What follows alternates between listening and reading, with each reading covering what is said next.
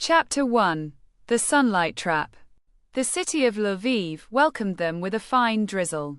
But to Marta, it felt drenched in sunlight. It was the beginning of their second year together. They had finally moved into a rented apartment on Vermenska Street. A place with soaring ceilings and creaking parquet floors that smelled of old wood and new promises. Marta believed this shared life would be the foundation of their sanctuary. Marta was what people called a rock, a psychologist by education. She had spent years listening to friends, dissecting their toxic relationships into atoms. She knew the terminology: gaslighting, neglect, triangulation. She was certain she was immune. But Adrian didn't act with brute force. He was a master of the still waters. When they first met, his best friend had pulled Marta's closest confidante aside and whispered, "Tell her to run. He breaks women." Marta had only smiled then. She saw in Adrian a wounded soul. Someone whose depths had simply never been truly warmed. She thought her love would be enough for two. Chapter 2. The Erosion. The first cracks appeared in the trivialities.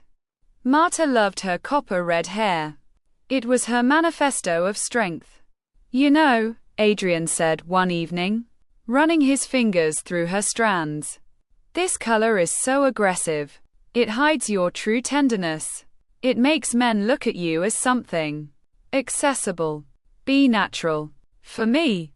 And so, Marta dyed it a muted brown. Then, the piercing in her nose disappeared. He claimed it, interfered with his kisses. Then, the dresses above the knee vanished.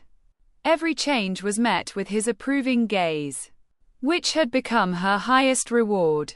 But the reward was always followed by punishment. The breaks?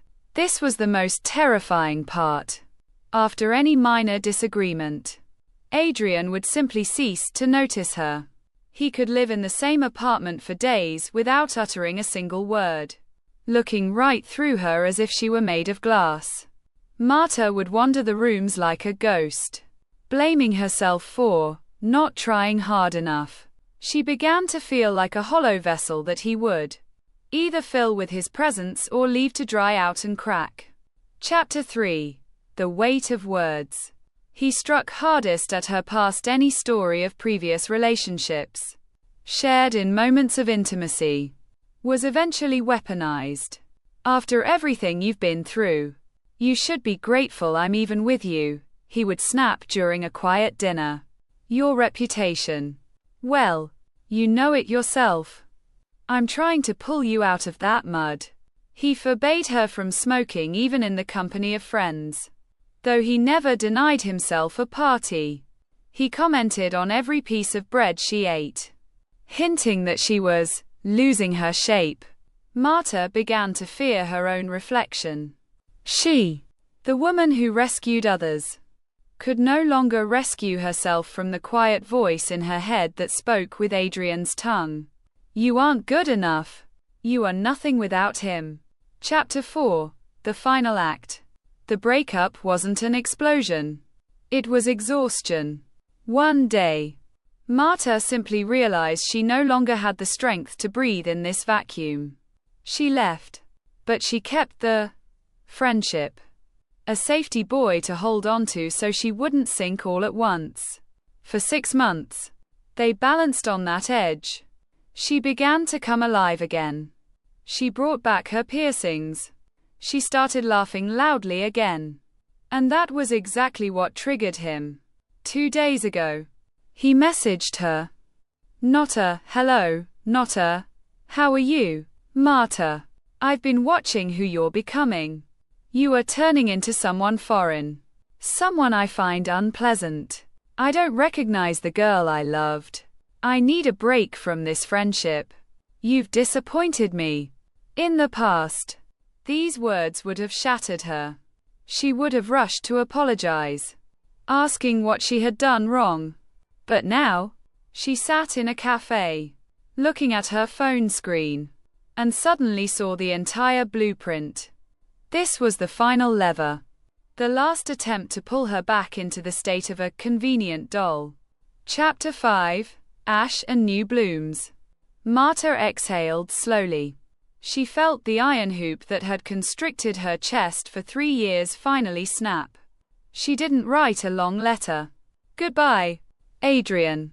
Take care. She pressed block. Everywhere. Telegram. Instagram.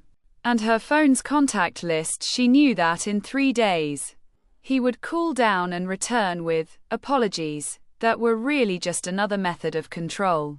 This time, there was no door. She had bricked it up. That evening, she cried. They were strange tears. A mixture of shame for allowing herself to be treated that way, and an incredible, soaring relief. She still felt the phantom pains. She still caught herself thinking, what would he say about this shirt? But now she knew. It was only the echo of an old sickness. She walked to the mirror and, for the first time in a long time, smiled at herself. The real herself. She wasn't anyone's. She was her own.